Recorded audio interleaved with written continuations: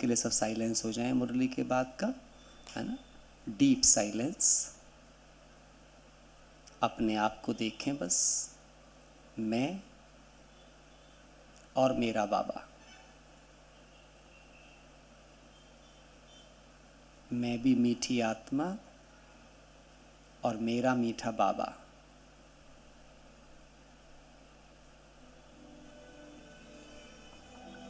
उसकी सारी मिठास मेरे रोम रोम में समा गई है।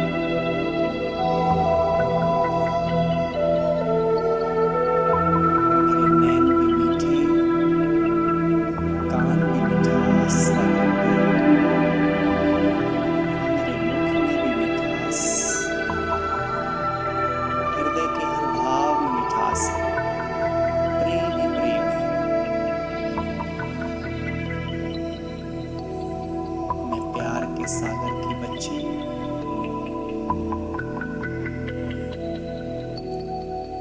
प्रेम का अवतार हूँ।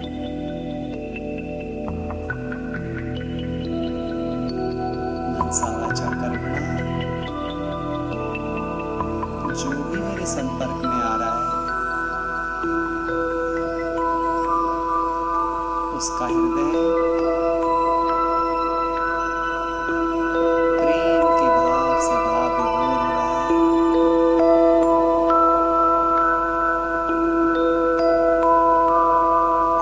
वो सच्चे परमात्मा प्रेम का अनुभव कर रहा है।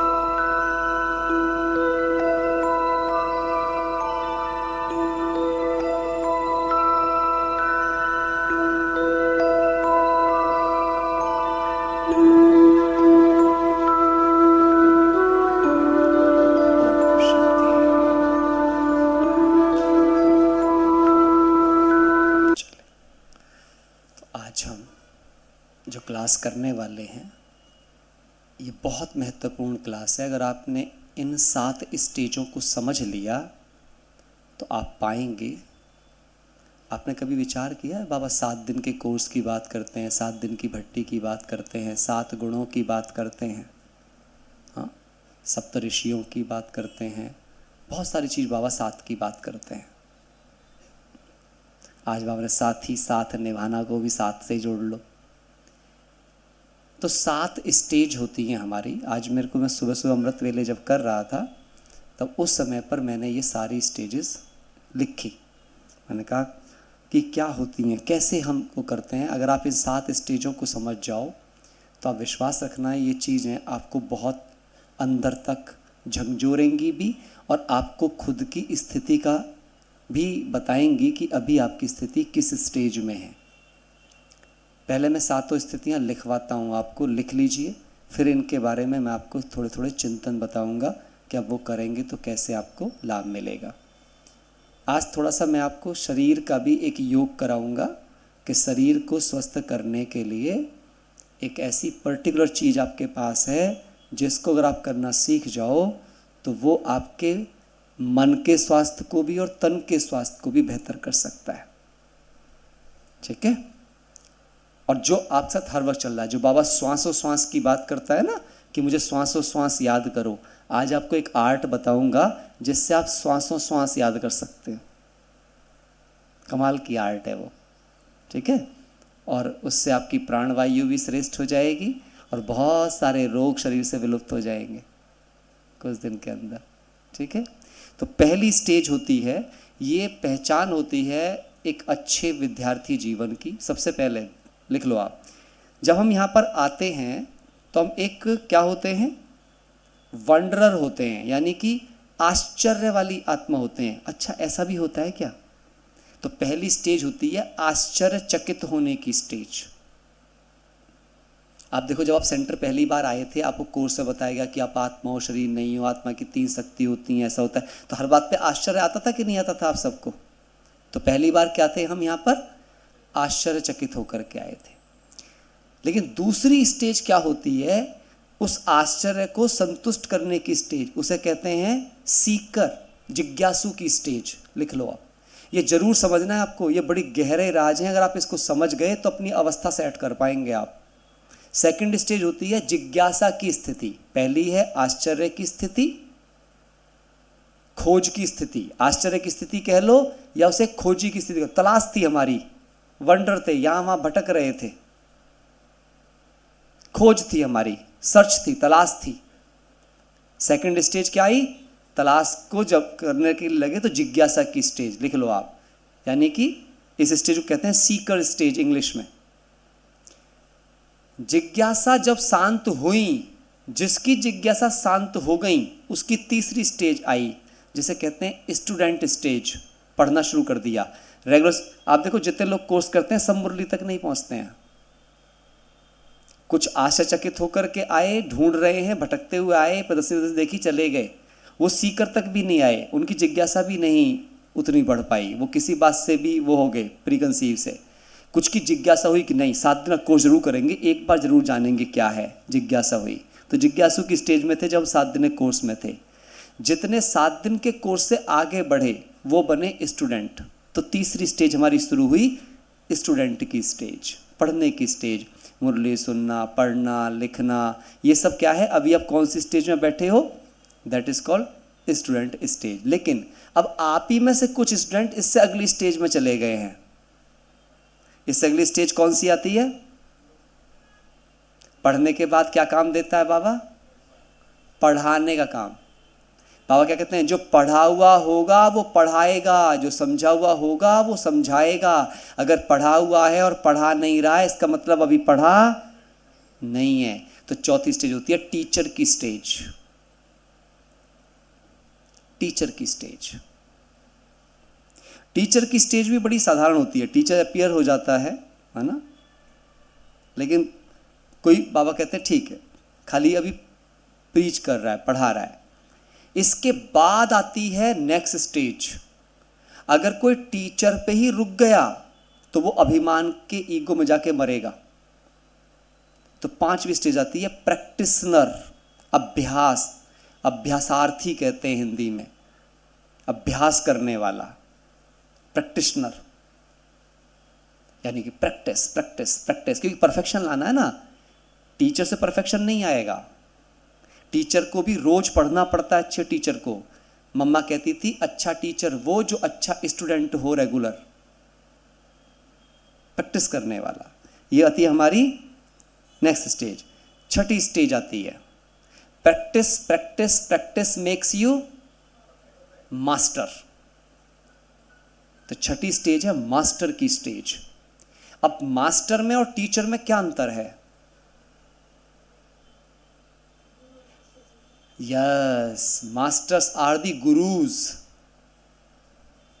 टीचर प्रीचर हो सकता है, वो प्रीच कर सकता है, सुना सकता है, बता सकता है, लेकिन मास्टर वो होता है जो टीचर्स प्रिपेयर करता है, टीचर्स का टीचर होता है। तो हमारी स्टेज, बाबा हमें भी क्या कहता है? मास्टर सतगुरु कहता है ना। बाबा है सतगुरु और हम सब कौन है? तो जब आप मास्टर सतगुरु की स्टेज में आओगे, ये मास्टर स्टेज जब आपकी आ जाएगी, आपका हर बोल वरदान होना शुरू हो जाएगा लोगों की जिंदगी में। क्या ये स्टेज हम सब में रोज रोज नहीं आती रहती? हम इनमें फ्लक्चुएट नहीं करते रहते? हम किसी स्टेज में कभी, किसी स्टेज में कभी, किसी स्टेज में कभी। अभी हमारी ऐसी स्थिति है। और फाइनल स्थिति जो होती है वो स्थिति होती है ना कुछ की स्थिति, no one stage. No one stage मतलब क्या है? मिट जाना, सब कुछ खत्म। मास्टर से भी ऊपर की स्टेज होती है वो, यानी मास्टर को भी ईगो आने का चांस है। अब इन स्टेजों को आपको समझना है गहराई से। एक एक स्टेज पर हम बात करेंगे। हम पहली स्टेज की बात करें, वंडर की स्टेज। अगर आज भी मुझे ड्रामा के सीनों को देखकर आश्चर्य आता है, ऐसा क्यों नहीं, ये नहीं होना चाहिए था, ये होना चाहिए था, तो अभी भी मैं वंडर की स्टेज में ही हूं। उसके बाद दूसरी स्टेज क्या थी? सीकर, कुछ जानने की इच्छा। अपने आप से पूछो कि मुझ में ये इच्छा बनी रहनी चाहिए। मैं एक बात और बताऊं, ये सातों की सातों स्टेज मुझ में सदा जिंदा रहनी चाहिए। मेरी कोई सी भी स्टेज कभी खत्म नहीं होनी चाहिए, क्योंकि वंडर की स्टेज में केवल यही नहीं आता कि वो ड्रामा के सीन को लेके वंडर है, वंडर की स्टेज में ये भी आता है अरे वाह बाबा ने ऐसा कहा। ये खुशी की स्टेज भी होती है वंडर की स्टेज। तो मैं दोनों पक्ष दिखाने की बात कर रहा हूं आपसे। वंडर ये भी है, हाँ वंडर ये भी है, अच्छा क्या होगा, इसमें भी आह वाली ऐसी आ जाती है। और वंडर ये भी है, अरे वाह क्या बात बताई है। दोनों चीजों में वंडर की स्थिति है। एक नई तलाश है, एक नई खोज है। जिज्ञासा, जिज्ञासाएं शांत होती रहेंगी पर नई जिज्ञासाएं पैदा होनी चाहिए तो आप जिंदा रहोगे। जिस दिन आपकी कुछ भी जानने की जिज्ञासा शांत हो गई, आप उसी दिन आपकी समझ लो डेथ है, खत्म है, वो उन्नति बंद हो गई है। जिज्ञासा की स्टूडेंट की स्टेज क्या चीज है, हाँ रोज कुछ नया लर्न करेगा वो। एवरीडे लर्निंग प्रोसेस कंटिन्यू है, एवरीडे लर्निंग। तो आप अपने को देखो, आप में स्टूडेंट कितना जिंदा है। आप अपनी स्टूडेंट लाइफ से बोर होने लग गए हो या स्टूडेंट लाइफ में एक्साइटमेंट बढ़ रही है आपकी? सारे चेक करो। कई बार तो कहता है हाँ मुरली सुननी है, आ रहे हैं लेथार्जिक से, कभी कोई सुबह कभी। मैं आपको से बताऊं, बिलीव मी, अगर आप पक्का कर लो कि मुरली में हम सब लोग कैसे जाएंगे, एकदम अलर्ट, एक्टिव, एक्यूरेट। मुरली की एक्यूरेसी आपकी लाइफ चेंज कर देगी। आप करके देख लेना। और मुरली कब शुरू होती है? तब नहीं जब यहां पे कोई दीदी या कोई बोलना स्टार्ट कर दें। मुरली शुरू हो जाती है जब यहां पे योग शुरू हो जाए। मिनिमम कम से कम 10 मिनट पहले, मिनिमम, है ना? क्योंकि स्टूडेंट कब अपनी बुद्धि में, अगर स्टूडेंट सीधा आकर के बैठ जाएगा ना तो थोड़ी देर तो एडजस्ट होने में लगेगा उसको, उसका माइंड को स्टेबल करने में, और तब तक टीचर ने मुख्य टॉपिक पढ़ा दिया।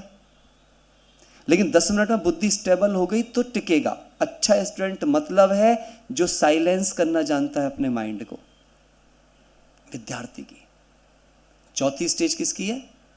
टीचर की। अगर लेकिन अब ध्यान रखना, ये 3 स्टेज आपकी कॉमन आ जाएंगी,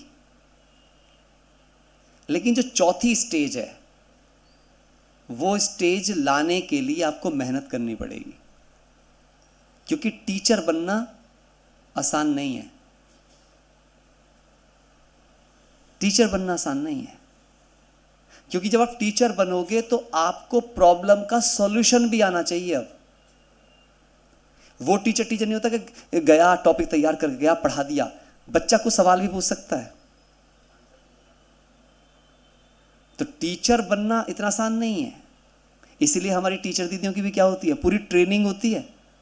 ऐसे नहीं होता कि उनको कोई ऐसी टीचर बना देता है, नहीं। देखो ना मधुबन में कितना ट्रेनिंग का दादी ने नियम बनाया है, चीज़ें करी हैं, कितना उनको पढ़ना होता है, महीनों रहना होता है। चीज़ों की समझ, कहने की समझ, बात समझ, समस्या आएगी तो समस्या की समझ, कैसे ट्रांसफ़र करनी है, बड़ों को समझ। टीचर की स्टेज है। अगर आपने टीचर की स्टेज नहीं लाई तो क्या होगा? पाप नहीं कटेंगे। क्यों? जब आप जो सीखकर किसी को सिखाओगे और आपके सिखाने से किसी के जीवन में कुछ बदलाव आएगा, किसी का पाप रुक जाएगा, किसी की गलती कम हो जाएंगी। आपके सुनाने के कारण से जितनों की भी गलतियां कम हुई होंगी, उन सब का पुण्य आपके खाते में ऐड होकर आपके पापों की सेटलमेंट कर देगा।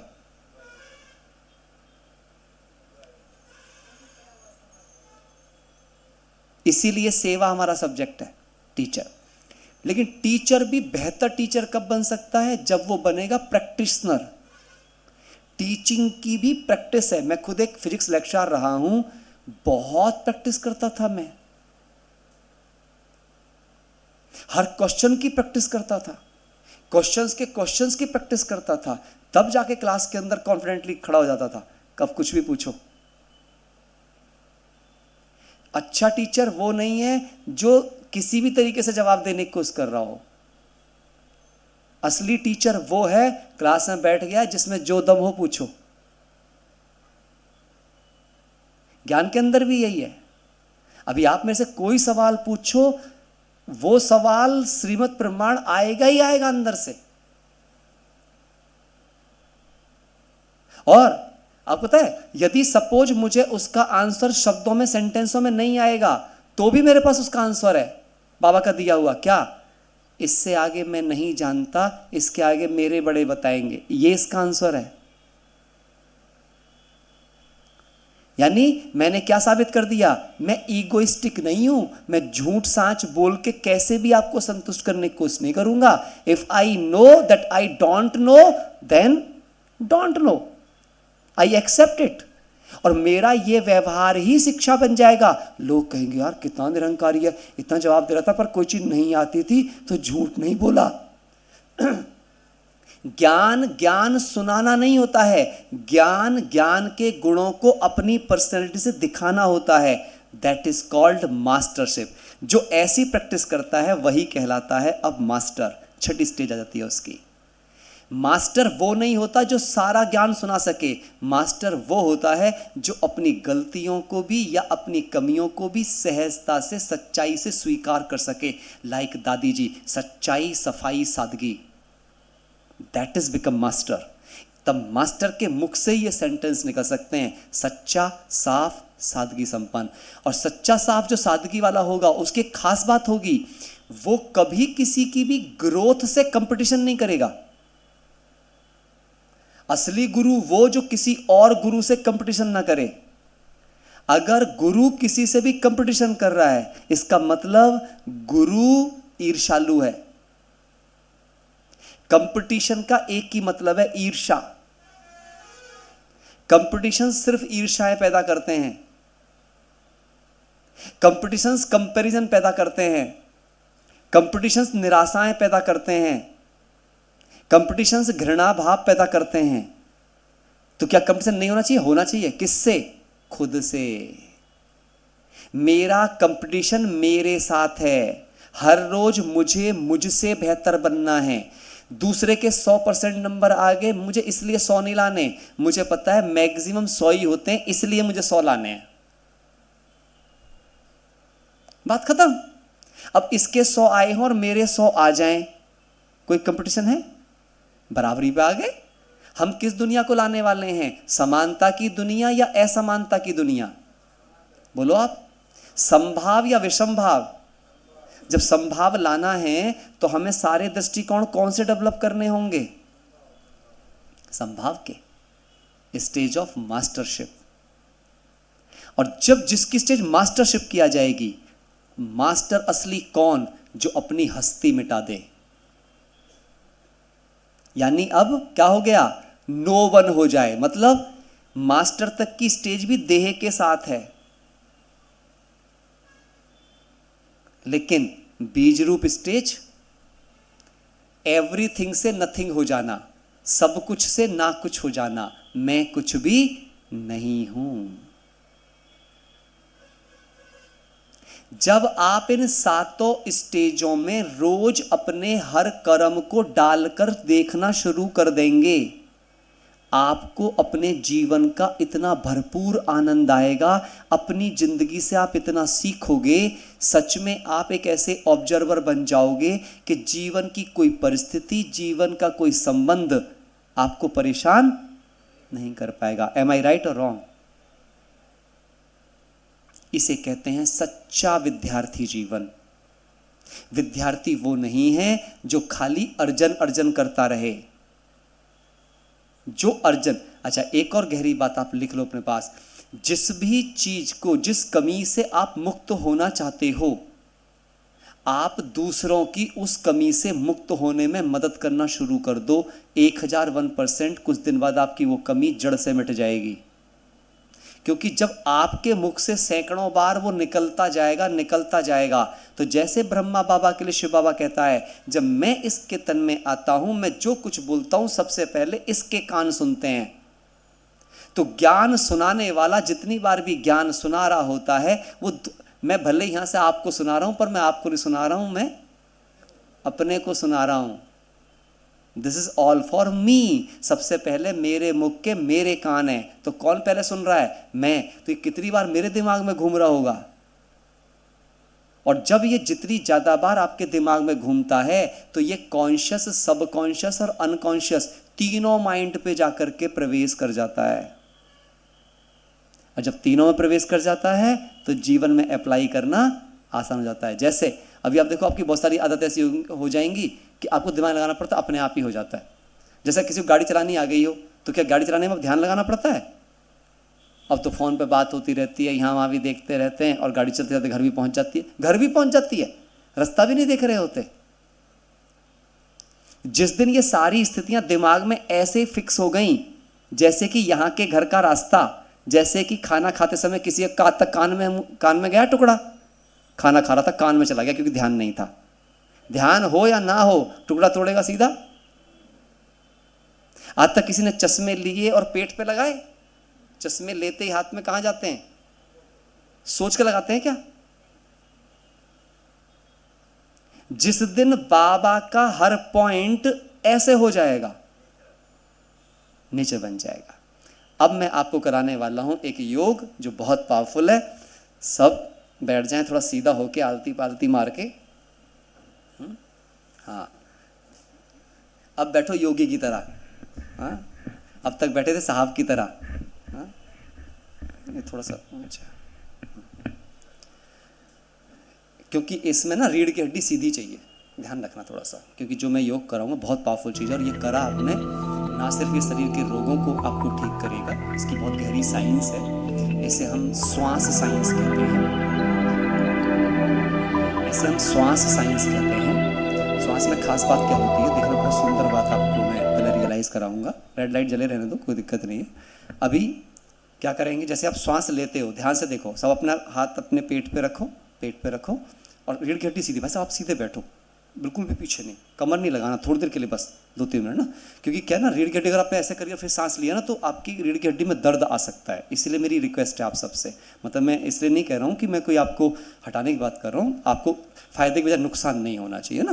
तो इसे बिल्कुल सीधा ऐसे बैठना है इस स्टेज में, और क्या करना है, अपने दोनों हाथों को थोड़ी देर पेट पे रखो और श्वास लो। सांस लेते समय पेट फूलना चाहिए आपका, गहरा सांस, और सांस को मुंह से छोड़ना है।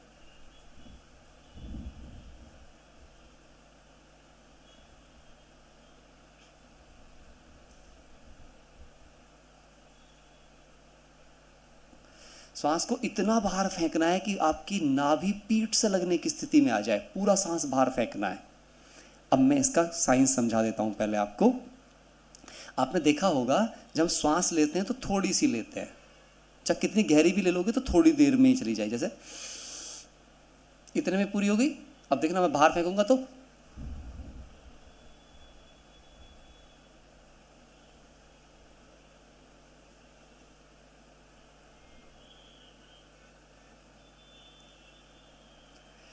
ली कितनी जल्दी से थी, लेकिन छोड़ने में मुझे कितनी देर लगी, टाइम ज़्यादा लगा। अब इसका मैं एक बहुत गहरी बात आपको बताने वाला हूं। जब हमने सांस ली तो प्रकृति से हमने कम लिया, ऑक्सीजन प्रकृति देती है ना, तो हमने ऑक्सीजन तो कम ली, लेकिन जो हमने बाहर फेंकी वो क्या फेंकी थी? और प्रकृति का भोजन क्या है? ऑक्सीजन हमारा भोजन है, प्रकृति का भोजन है कार्बन डाइऑक्साइड। जो हम कार्बन डाइऑक्साइड छोड़ते हैं उसे पेड़ लेते हैं। इसका मतलब हम प्रकृति से ले कम रहे हैं, उसको दे ज्यादा रहे हैं। तो हम सब कौन बन गए ऐसा करके? गहरे श्वास लेने और छोड़ने वाले प्रकृति के सबसे अच्छे सेवक हैं। और गारंटी है, ये योगा साइंस है, ये जो गहरे सांस लेता है पेट से और इसको उससे सांस को छोड़ता है, उनमें कभी अहंकार पैदा नहीं हो सकता, उनकी समाने की शक्ति बढ़ जाती है, क्योंकि पेट में समाने की शक्ति का बल होता है। तभी कहते हैं इसके पेट में कोई बात पचती नहीं है। जो गहरे सांस लेते हैं उनके पाचन, उनकी अग्नि बहुत हाईएस्ट हो जाती है, उनका मेटाबॉलिज्म बहुत हाईएस्ट हो जाता है। जो हार्ट से सांस लेते हैं वो अहंकारी लोग होते हैं, इसलिए आपने देखा होगा जिम वालों की छाती फूल जाती है, वो छाती से सांस ले रहे हैं, अहंकारी लोग होते हैं। पेट से सांस लेने वाला सदा निरहंकारी होता है, सदा निरंकारी होता है, इसीलिए योगी निरंकारी होता है। इसीलिए योगा में नियम यम इन सब की बातें आती हैं, समाधि तक की बात आती है। अब मैंने इसे थोड़ा सा नया इन्वेंट किया बाबा के ज्ञान से। क्या इन्वेंशन करी? आप जितनी बार भी श्वास लोगे आप क्या करोगे, सोचोगे पूरी प्योरिटी अंदर, क्योंकि ऑक्सीजन इज प्योर, प्राणवायु। हम आत्मा की प्राणवायु क्या है, पवित्रता। बाबा कहते हैं ना, आत्मा की प्राणवायु क्या है, पवित्रता। पवित्रता है तो जीवन है, पवित्रता नहीं तो क्या, पवित्रता सुख शांति की जननी है। तो अब क्या करना है, जैसे आप सांस लोगे सोचोगे बाबा के साथ, पारसनाथ के साथ उसकी पूरी पवित्रता अंदर, सांस लेते ही। और अब वो पवित्रता पूरी रोम रोम में घुल गई है, पहुंच गई पूरे रोम रोम तक। और वहां से अब वो क्या कर रही है, अब वो वहां की सारे टॉक्सिन्स को इकट्ठा कर रही है, गंदगियों को इकट्ठा कर रही है, अपवित्रताओं को इकट्ठा कर रही है। और जैसे मैंने सांस बाहर फेंकी, अब वो सारी गंद सब निकल करके सारी वो बाहर चली गई।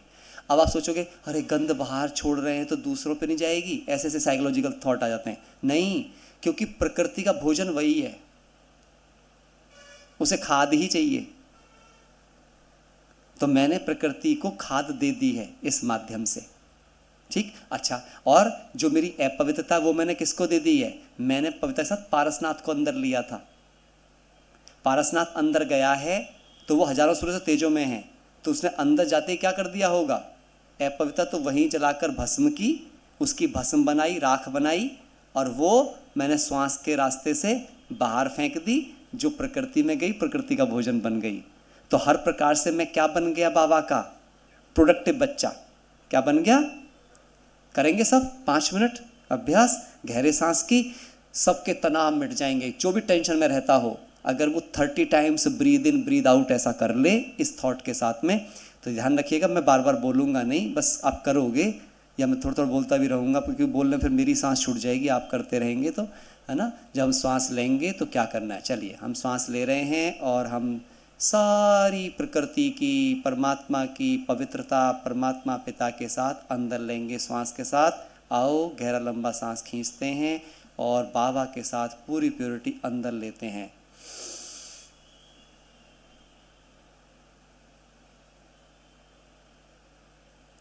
होल्ड करके अब पूरी पवित्रता ने अंदर सब क्लीन किया, अब मुंह से सब बाहर कर देंगे और सोचेंगे सारी नकारात्मकता गंध सब बाहर जा रही है।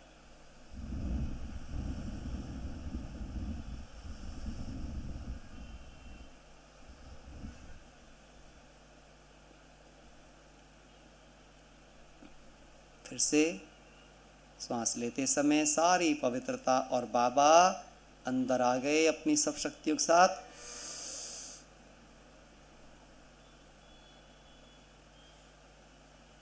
हजारों सूर्य से तेजो मैंने अपनी सारी शक्तियों के साथ मेरे रोम रोम से सारी अपवित्रता, सारी बीमारियां काट दी, नष्ट कर दी, जला दी।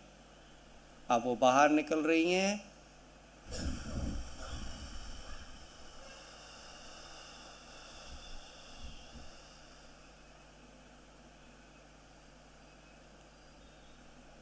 फिर से गहरा सांस और बाबा और सारी प्योरिटी अंदर। बाबा भ्रकुटी में बैठ गया है और पूरी प्योरिटी मेरे सातों चक्रों में अंदर प्रवेश कर देह के रोम रोम में प्रवाहित, सारी अपवित्रता, सारे रोग जलकर भस्म। श्वास के राह बाहर प्रकृति की सेवा।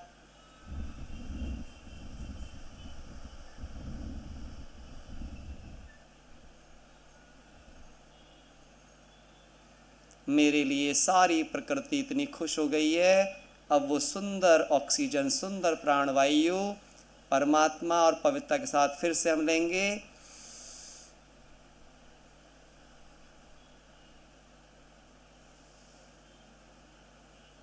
और अब फिर से रिलीज कर देंगे सारी की सारी अपवित्रता, पूरी कार्बन डाइऑक्साइड।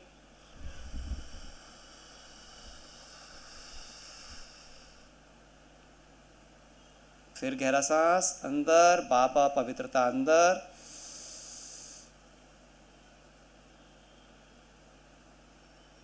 फिर छोड़ेंगे सारी गंध, सारी अपवित्रता, सारे रोग बाहर।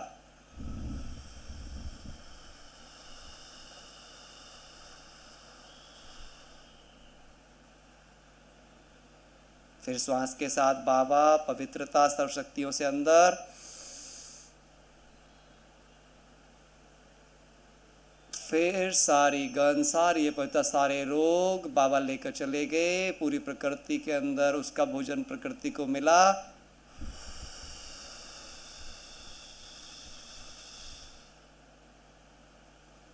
रिलैक्स। दोनों हाथ रब करेंगे, महसूस करते हुए ये बाबा मेरे अंदर विराजमान अपनी सारी शक्तियों को इन दोनों हाथों में भर रहे हैं। पूरी ऊर्जा इन दोनों हाथों में आ गई है। ये अब मेरे हाथ नहीं हैं, वैद्यनाथ पारसनाथ के हाथ हैं। और अपने सर को, मस्तक को, आँखों को, चेहरे को, गर्दन, सारे शरीर पर फैलाते हुए फील करेंगे। वैद्यनाथ पारसनाथ ने मेरी सारी कर्मेंद्रियों को निरोगी, निर्विकारी, निरहंकारी, सदा सुखदेव बना दिया। ओम शांति, ओम शांति। अच्छा लगा? हर श्वास बाबा हो सकती है। श्वास लो, बाबा पवित्रता अंदर, श्वास छोड़ो, गंदगी अपवित्रता कार्बन डाइऑक्साइड बाहर। प्रकृति का भोजन प्रकृति को, मेरा भोजन मुझको। ठीक है? ओम शांति। हाँ, 1 मिनट सब ये बस तो याद करके ही उठे हैं, सब याद कर ही लिया है। फिर भी 1 मिनट साइलेंस बैठ जाएंगे। 1 मिनट साइलेंस। शुक्रिया बाबा, जो आपने हम सबको सद्बुद्धि, सद्विचार, सद्व्यवहार, सदचरित्र वाला बना दिया।